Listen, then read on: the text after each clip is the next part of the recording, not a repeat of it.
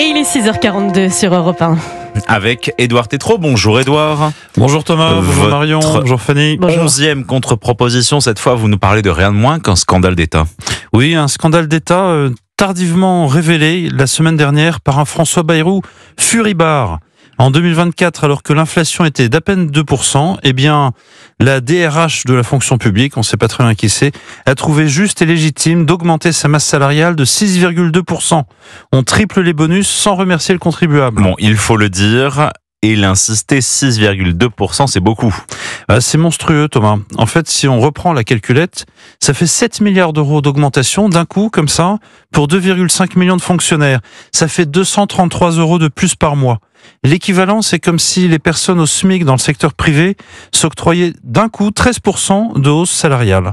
En fait, le scandale derrière le scandale, c'est que François Bayrou s'est fendu, bel et fort, d'une lettre de cadrage à ses ministres, et puis plus rien. Pas une sanction.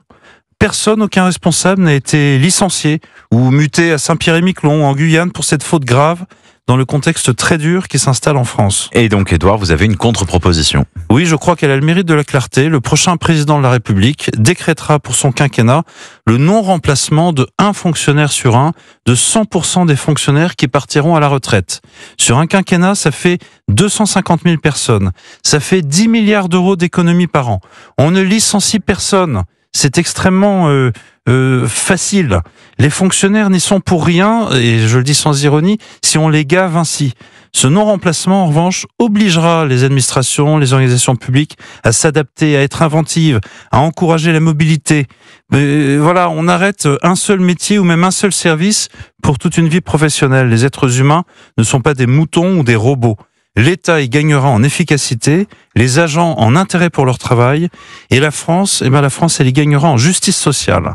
Car gaver à ce point, j'insiste sur le verbe, 2,5 millions de personnes, quand vous avez en France 9,1 millions de personnes qui vivent en dessous du seuil de pauvreté, 3,1 millions de chômeurs, il y a de quoi vouloir rendre son billet ou voter pour le pire. Eh ben, non merci. Merci Édouard Tétrault. C'était votre Zoom JD News sur Europe 1. Europe 1, bonjour. 5h, 7h.